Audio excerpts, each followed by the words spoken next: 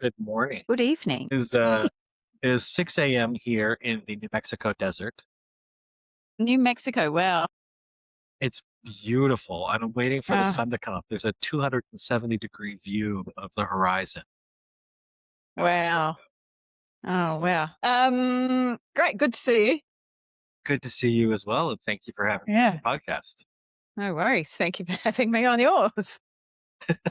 This is going to be such a wacky conversation. I can feel it. We're already off to a good start. So Yeah. I'll introduce myself. Please do. I'm Steve Ekstrom, CEO and co-founder of the nonprofit Learn Tourism, learntourism.org, where we now have over 75,000 students all around the world learning how to build their communities through tourism sustainably. Wow. Can you? I probably should introduce myself, but I have a question. So, when 75,000 students, Yeah. who are your students?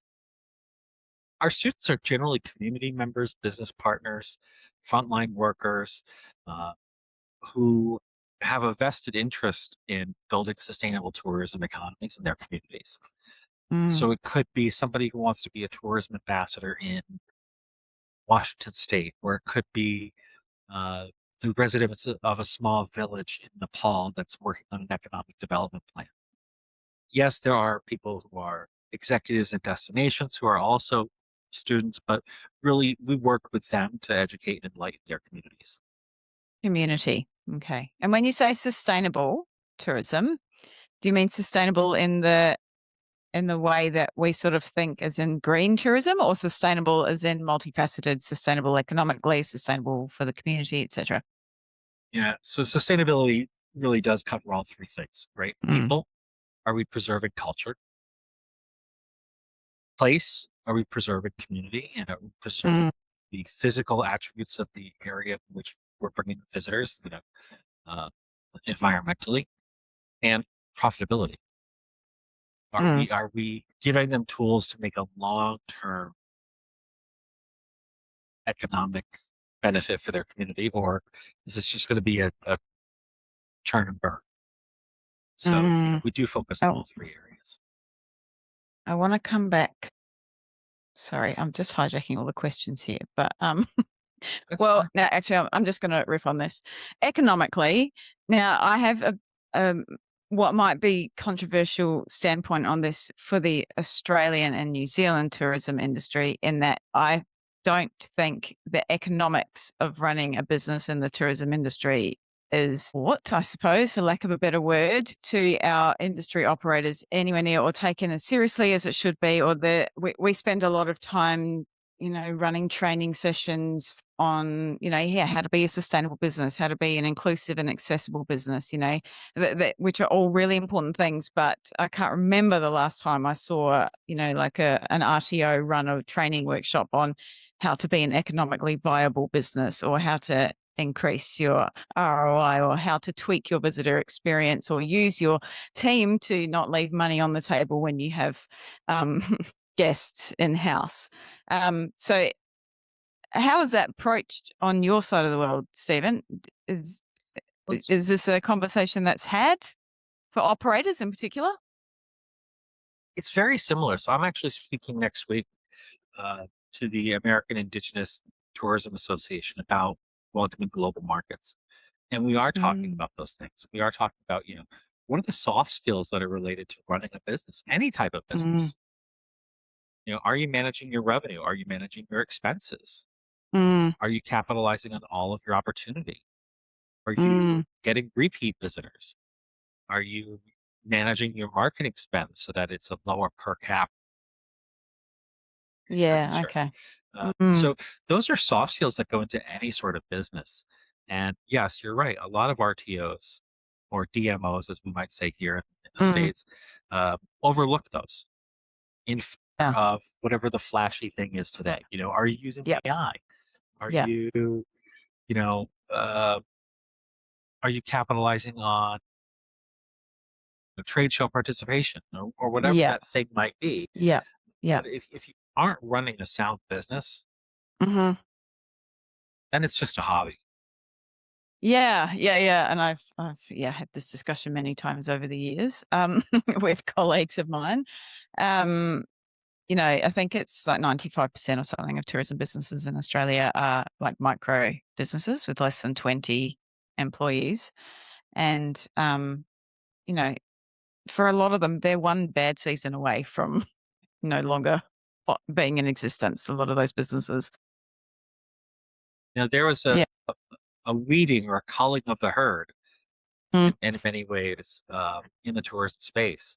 And two things really rose to the top during COVID. Number one were those organizations that could be responsive to their economic and community need, mm, and those who were innovative. mm, And what we have is a lot of what we had, I should say, were a lot of businesses that were running hand to mouth, a cash mm, business. And that's not sustainable in no, uncertain times. yeah, And those were the companies yeah. that really struggled. Those were the companies that had business models that were 20 or 30 years old and had never learned to evolve. Mm, And it's one of the things that I like about where we work. Learn tourism, we are a learning organization, first and foremost. Everybody on our staff walks into a team meeting ready to talk about what they learned last week and how they can apply it. We learn from mm. each other, we learn independently, we learn from third party sources. Uh, and the goal is to be better today than we were yesterday. How's that going? Not so bad. Yeah, pretty good. It's Killing it. pretty good. Pretty good so far. That's a fantastic goal.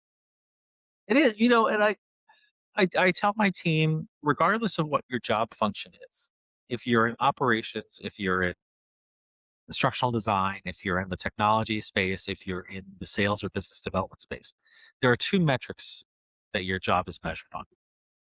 One is the quantifiable, did you produce what it was that you were supposed to produce? Whatever the Mhm, numbers are, whatever the feedback is, whatever that thing is, right? That's one of the core components. The second piece is are you learning? mm. And I tell my team, you can miss one or the other, but if you're missing both, Yeah, it's not going to work out. yeah. I love that. I love the learning component, and I think, it's an undervalued but I'm picturing in my mind, which I think is outdated now, the, hierarchy of needs, Oh yeah, Maslow's yeah, hierarchy of needs. Feel like that might not be up to date anymore. But, like when it comes to, motivating your staff and keeping them engaged and, keeping them, wanting to come back to work the next day, um, that that learning and I guess for a more professional term, the professional development side of things, and keeping you engaged. And I think, our tourism operators, many of them could do a better job of that with their own workforces as well, keeping them yeah, learning, keeping them engaged, reminding them, that they're part of a bigger mission. yeah. How did Mm. you get your start in tourism? I wanted to be a flight attendant. And, well, actually, I didn't know what I wanted to do, but I decided over the summer when I finished high school that I wanted to be a flight attendant. And I actually picked up the phone. So back in the day, this was in 1999. You could do what at the time was a very expensive flight attendant course, which was maybe $3 or $5,000 or something, and it went for 6 weeks, but it sounded like an awful lot of money to me then.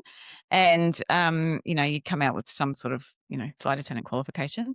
And so I picked up the phone and I called Qantas, the Australian airline, because you could do that, and I called their HR department, and, I spoke to somebody there about should I do this course or not? It's a lot of money for me. I'll have to save it up. Should I do it?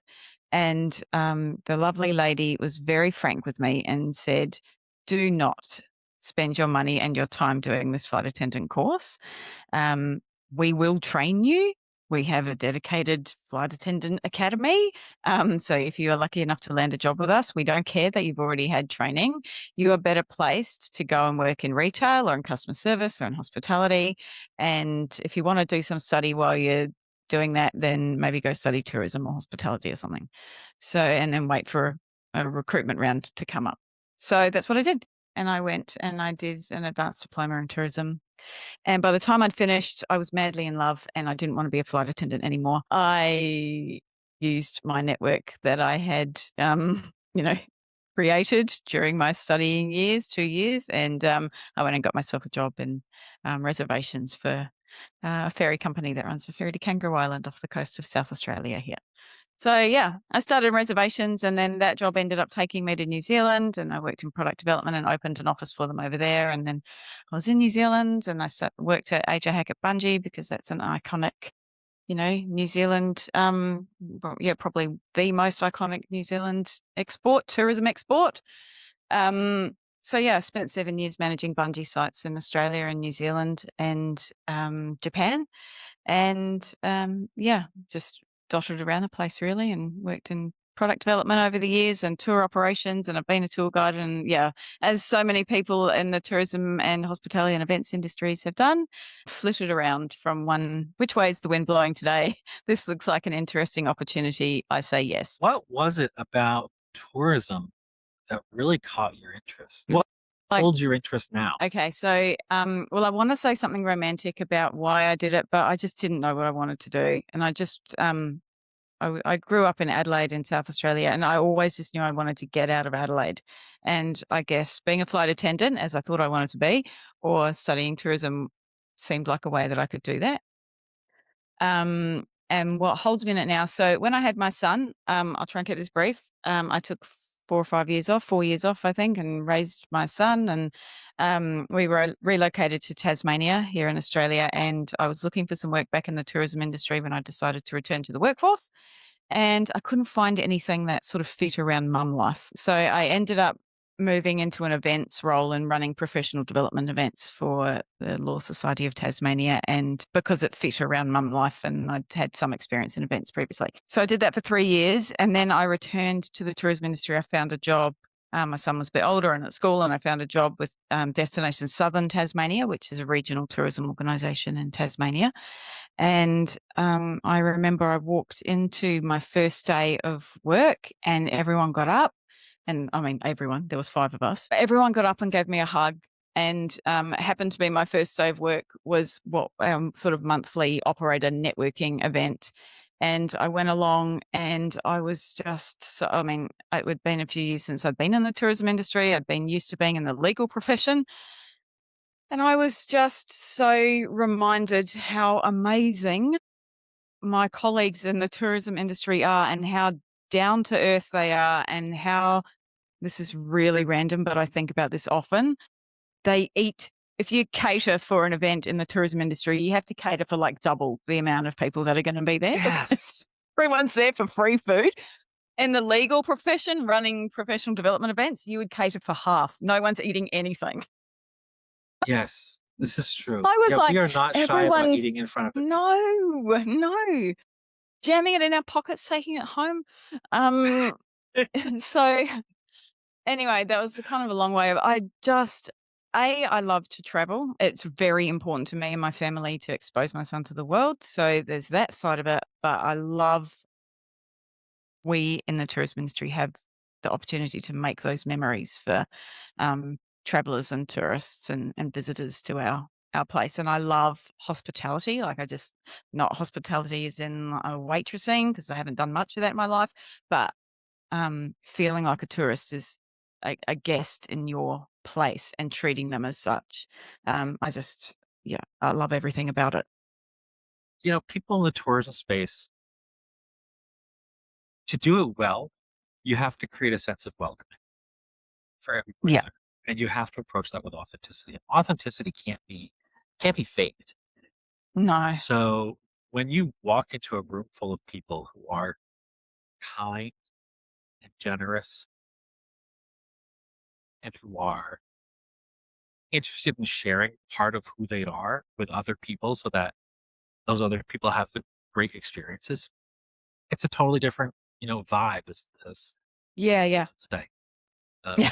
And I have to say, eh, similarly, I'm a professional tourist, so I am in my bus touring North America all the time, and I get to stop in and visit some of the cities and destinations that we work with more closely than others. And I'm always impressed when there is a local networking event or a local, you know, business meeting of some sort. I'm like, hey, do you mind just, come on over? Just come on over, stop in. And it's like walking into a room full of friends. Yeah. It's And I've had unreal. some really wild experiences. I was in Brazil and I reached out to some tourism contacts. It happened to be the US Thanksgiving holiday weekend. And before I knew it, I was invited to the ambassador's house for Thanksgiving dinner. Wow. Or I was in Mexico for something. Uh, next thing you know, I was invited to a five-star luncheon with all of the tourism who's who in southern Baja. So, those sort of things happen in this industry. And I don't see it happening so much in others. Not with that No. same level of sincerity. Yeah. Yeah, sincerity is yeah, that's real because I mean, what is the landscape like in the US, Stephen? Is it also predominantly like small or micro operators? You have some of those, but for the most part, when you're at a destination function, uh, you're going to have probably a quarter of the small operators, probably a quarter of the medium-sized businesses, maybe the hotel Mm. companies or the bus company that has Mhm. Mhm. several different locations, or Mm. uh, I mean, some of these attractions get a million visitors a year. So, I wouldn't call them small operations. No. Yeah. Yeah, And then you yeah. have the destination folks, and you have the ancillary, you know, Mm. support industry, support businesses. Mm. So it's roughly a quarter of each. Mm. Oh, I just asked that question because for me, I mean, when I walk into a room and it's full of operators, which, as I've said, in Australia is largely owners, Yeah. or members of very small teams, like those people are running the businesses that they run or working in the businesses that they work in because they're like interesting people and really down to earth Yes. and like really care about what they're doing. And sometimes And weird. often weird. Yeah. Often weird, but There has to be that's something really special about somebody who wants to lead a turtle tour. Like there's just there's something about them that just makes them a little different. and that's great. We need that. Otherwise there are no turtle tours. Exactly. Exactly. I met a woman So who builds sandcastles for a living. wow. Yeah. Okay. Like, okay. All right. Like that's The world needs I would have, sandcastles. and they're beautiful sandcastles, but it's Yeah. just one of those things I never would have thought of it. Yeah. Um, yeah, no, the tourism industry is a special place, but tourism careers, in my opinion, have a real PR problem.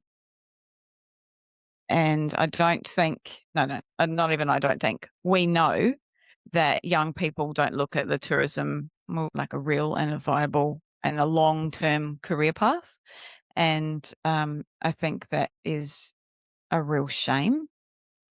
And even once we do all this work, and I know that there's, a lot of work happening globally, around workforce, development and getting new people into the workforce, but then we lose them, or we do in Australia anyway, and it might be different, in your neck of the woods, but we lose them because there's no real identified career pathway. There's no sort of, "This is what I'm gonna do next." I can see not that everyone's driven to climb the ladder, but at least I can see that there's other opportunities for me and we lose them.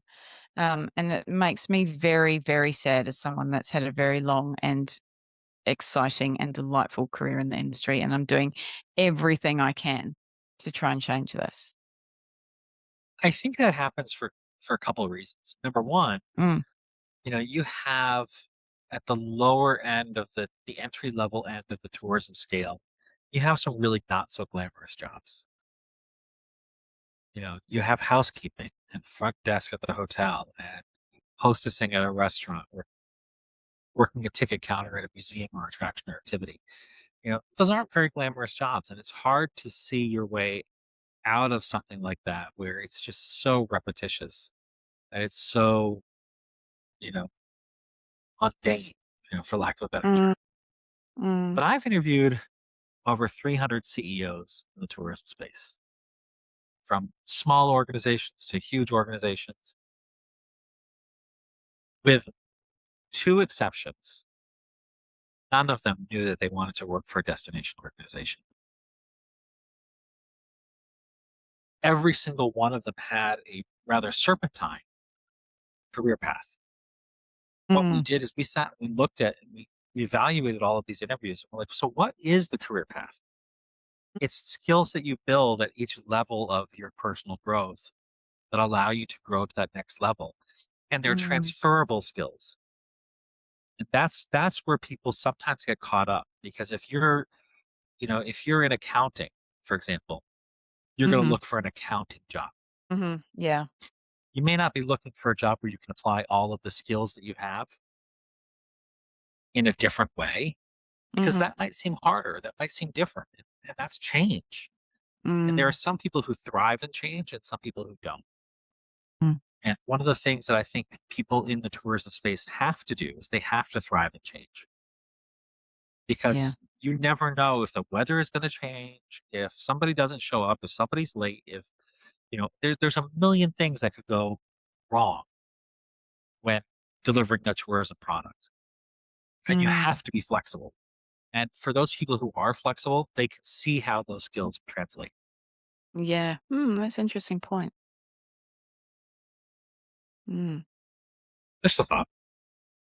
no, well, I like it, but and I also think there's an element of, you know, obviously not every role in tourism is, AI proof, but a lot of them are, for the foreseeable future anyway.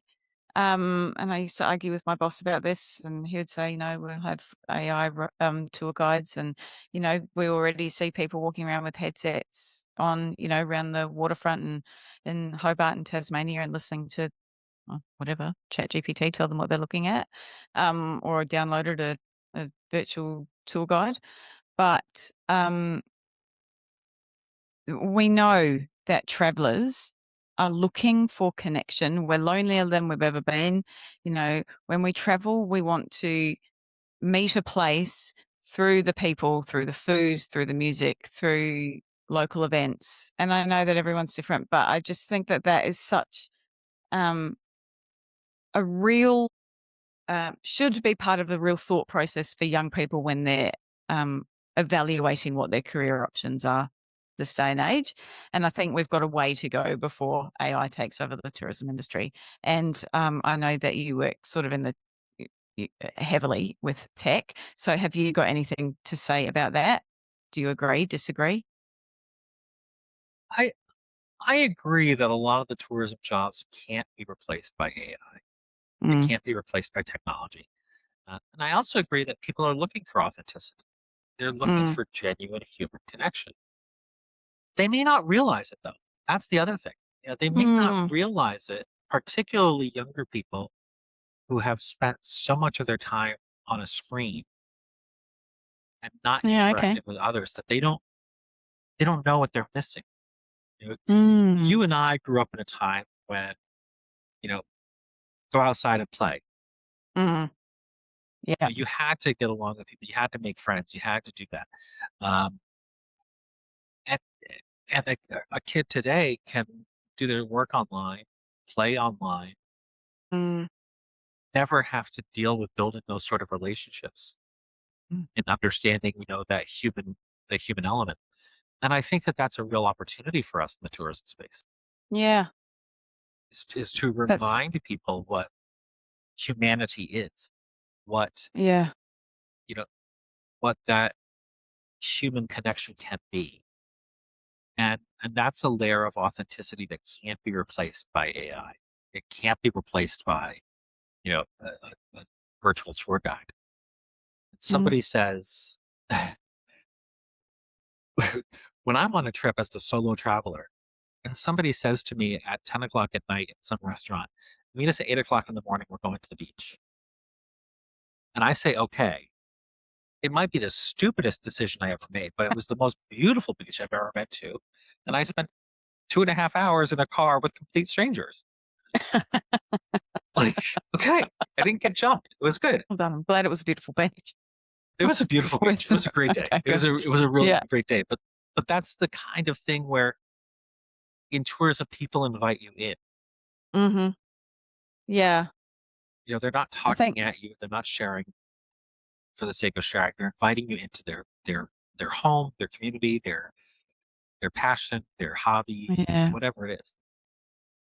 That's the human element that can't be replaced. Yeah. I love that you, highlighted the fact that, perhaps travelers don't realize that they're looking or wanting or will benefit from real human connection whilst they're traveling. That's, an I think interesting people and are very also valid. scared to share that. Mm, Again, particularly young people.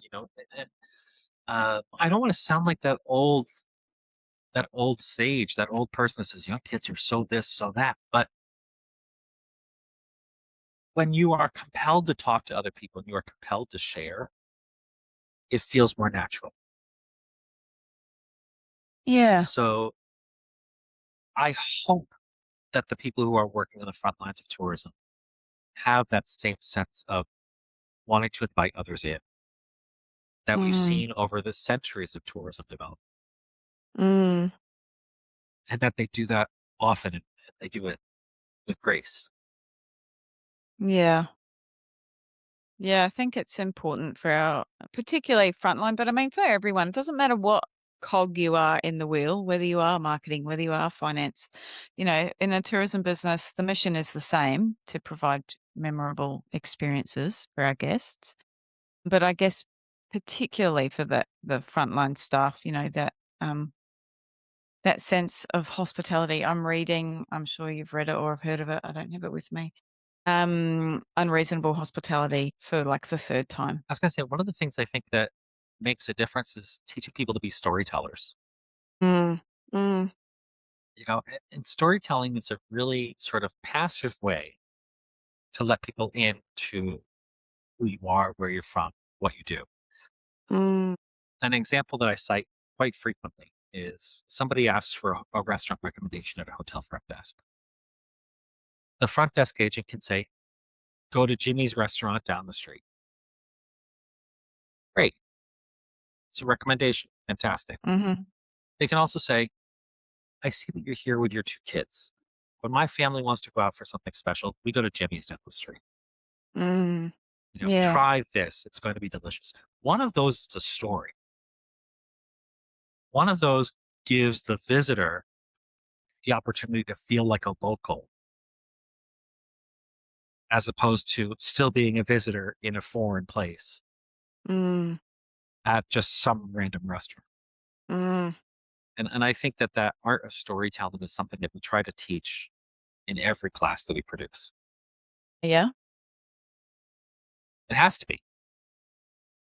yeah, and that example you've given there, to get the buy-in from the frontline staff to even want to tell stories when they're 8 hours into a 12-hour shift. I Yeah. think that yeah, it's a challenge and it's ongoing. What motivates your staff? What's going to get your frontline staff to want to tell a story? And I'm sorry, I'm antagonistic sometimes because I look at everything from through the frontline operator's lens because it's where I've spent so much of my career. What's going to get your not quite minimum wage, but probably pretty close minimum wage frontline staff to, you know, be inspired enough to wanna tell a story. I think I think it comes down to a couple factors. One of them being appreciation. they have to understand and they have to know what sort of impact they can make in a visitor's day or trip or, life in some cases. Mm, They have to understand that impact. They also have to understand and feel empowered. yes. And thirdly, they have to have license. Mm, They have to have the freedom to do things. I think of the Ritz-Carlton example. Ritz-Carlton has a rule mm, that any employee can spend up to a certain amount of dollars to wow a guest. Yeah, I think it's a $2,500. Any employee can spend up to $2,500 to wow a guest. Uh, mm, the employees understand the value of that, the impact that has on the business, and the yeah. impact that has on the visitor experience. They understand that as a responsibility, not Mm, just a carte blanche, you know, freedom that they have, and they use yeah. it very well. Yeah. Mm, They use it very well, and it makes a difference. People have to have license to do the nice thing, yeah. Yeah. and they have to know that they're going to be appreciated for doing the nice thing. And it comes down to management. Yeah. Those Yeah, of it us who does. are And lucky to work with good managers at the start of our career, yeah. you know, we're in different places than those who work with troublesome managers. That's a very diplomatic term, Stephen. Troublesome managers. Yeah, we've all had them. We've all had them. But, yeah, well, that's so true. When you see it done right, or when you are the receiver of a manager or a leader that can get that right and, know how that feels, and I can think of a couple of standout examples throughout my career, where I've truly felt like I was part of a machine. And I say that, that's probably not the right wording because I say that in a fabulous way. Like we were on the same mission every day, and I'm referring to AJ Hackabungie here. And I mean, that's an easy example because we literally are changing people's lives every day. We are ticking things off bucket lists 100, 200, 300 times every single day. Um, God, we had a good time doing it, and we just all were steering the ship in the same direction. There we go, that's a good metaphor. And people have to understand the value that they have. People have to understand and recognize that they're an important piece of that machine. Mm, If and I we think treat for our people like they're industry disposable, then mm, they feel like it. yeah. Well, that's so true, and I mean, that doesn't work for, workforce retention, and then it doesn't work well for the visitor experience, which then doesn't work well for the business, it doesn't work well for the destination. Like, everything comes back to and that's the nature of our people-led industry, comes back to our people.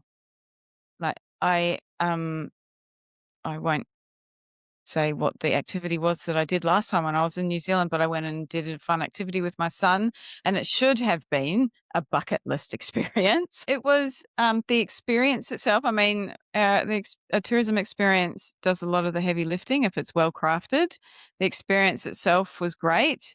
But so unfortunately, the people delivering the experience were, I think, quite hungover and not interested not interested in being on a boat with a 40-something-year-old and a 10-year-old at 7 o'clock in the morning, and, it really was ignored us the whole way, and it was such a lackluster overall experience, and it could have been it costs nothing for your staff to, um, say hello and how you going and, Yeah. those magical little, touch points. And so that's a long-winded way of just saying that our people in our industry are everything. And, I don't think as an industry as a whole, we do enough to engage them, retain them, attract them, support them, develop them, and take a sort of a more holistic view of the industry as a whole. And we just And maybe that is by nature of in Australia anyway. Again, I come back to that 95% of operators being so small, we don't have the luxury of being able to send them off for professional development events. Yeah, I don't know that we have to send people off for professional development. A big part of training is leading by example and peer-to-peer Mhm. learning. And you know, I have shown up hungover to work and had to power Oh, through it. yeah, don't even, Steve. I mean, probably just once though. I mean, really. Yeah, just that one time, never did it again. If the audience could hear me roll my eyes. Um, but I worked with managers and I'm like, that one's having a rough morning. And then you see how they Mm, power through it. You know, look, don't get me wrong. I'm not poking fingers at people that roll up to work hungover. Yep. oh, You do have to own it. You might be hungover, but you still got to have that smile on your face, and you have to show your oh yeah. guests a damn good time. That's your I fault. will. Luckily, I was never hungover having to deal with that on a rocking boat. And so I grant a certain license to your tour guide. Well, I'm going to ask you to introduce yourself, and we'll just edit this and we'll move it back around to the front. So, mind introducing myself at the end of the conversation? Sure, why not? I'm calm and bold. And I've had, 25 years experience in the tourism and events industry. And now my focus is on, in case you hadn't got that from the conversation. So now you can't put it at the beginning, Stephen. But my focus is now on, workforce and industry capability. So that means, everything I've been talking about, attracting, retaining, and engaging people into the tourism industry, trying to keep them here, but then also critically working with the operators to make sure that our tourism operators have the skills needed to be able to do that for their workforce, and also funnel that through to the visitor experience. That is also part of what I do, and that really using your human beings to develop your visitor experience and give your visitors the best experience they can have. Which that's fine if you're going to do it hungover, but just don't let them know that you're hungover. Amen to that. That's what I do now. Yeah. Yeah, and then Yeah. sober up. That's sober up or don't whatever. It doesn't I'm not bothered. Just don't let anyone know. just, just do your thing. Just live the dream, right? Yeah, that's it. Yeah. So, I will. yeah. I will ask you one last question because I know we Mm. both are on tight schedules. But um, what is the most kind thing you've ever experienced? Find Yes. the most kind thing. Right. I met a wee little Japanese boy. I shouldn't say he was a boy. He was probably 18 years old when I was working at AJ Hackett. And my colleague and I were about to take our first trip to Japan, and he came in and did a bungee jump. And we said, Kenji, we are coming to Japan in a couple of weeks. We should hang out with you while we're there. And he said, sure, no worries. Here's my email address. This was in like early 2000s. And we emailed him and we arrived at Osaka airport and there was Kenji and there was Kenji's dad and there was Kenji's mum and there was Kenji's sister. And they took us out to the car and we stayed with them for a week. We didn't spend a single yen. They took us everywhere. The hospitality was unreal. Um, Took us up to their holiday home up in the hills and it was just the most amazing experience, but you can feel it. You can feel the kindness when someone's heart opens and says, welcome. So that was a kind gesture for me. It was obviously very hospitable, but Japanese people are typically, but the level of kindness underneath that was like, you are here in our country and we are going to hold nothing back. We got you. Um, was unbelievable. So that is the kindest thing. That story. Yeah, it was a good one, actually. It's a good Should story. look up Kenji's email address. Yeah. Yes, you get that. Now, can I ask you one question before we sign off? And I just would Sure, love to, for the sake of my listeners, can you give me the highlight reel of your career before you started Learn Tourism and why you sure. started it? So I worked in sales and product development, mostly for experiences and attractions for the Mm, first 10 years or so of my career. mm, Museums, restaurants, theater, activities, you name it. So I would mm, come in and identify where product could be developed, amplified, build secondary spend, and get that out to market. mm. Uh, After about 10 or 12 years of that, I went into consulting and I did a very Right. similar function for destinations. So a Okay. destination might give me a call and say, listen, we have a really soft period in our calendar, during the fall, let's say. So my job would be to come into the destination, look at everything that they have to offer, identify what experience can be exploited during that fall period, Right. identify what activities might appeal to visitors who traditionally travel during the fall, and then how they market to those specific audiences. Right. So an example would Interesting. be I'd fly out to California. You mentioned the Japanese market. Well, the Japanese love classic Americana. Route 66, the vintage signage, that Yeah, right. it's something that they love. I identify 20 things in the market that would appeal to that audience. And this is how you speak to the Japanese. This is how you get that out to the Japanese market. Or Mm, uh, in that same destination, fly fishing. Every time we crossed a bridge, I noticed people fly fishing, but they'd never marketed mm. themselves as a fly fishing Ah, destination. wow. Okay. Well, 3 weeks later, there was an article in Forbes about, fly fishing. Wow. So I did that for about 10 years. Mm, Uh, Somewhere along the way, I had this sort of aha moment that my passion was not in travel. It was not just the food or the architecture or the history or the music or the culture or the people. It was the fact that I got to learn. mm, My passion is learning. mm, Uh, and along with that aha was a recognition that most of the training and education in the tourism space just wasn't cutting. It was mm. terrible. Amen. Amen. Amen. Uh, and I thought about, well, there's got to be a better way to do this. And if nobody else is doing it, then heck, I can figure this out. Mm. Right. So, so 5 years of research and study, and testing and analysis, and I mean, gosh, I learned so much. And then Mm, COVID struck. So what had been a mm. back burner project through my consulting, I finally had this choice. I'm like, do I want to rebuild a consulting business that I've had for 10 years from scratch? Or do I want to do Yeah. something new?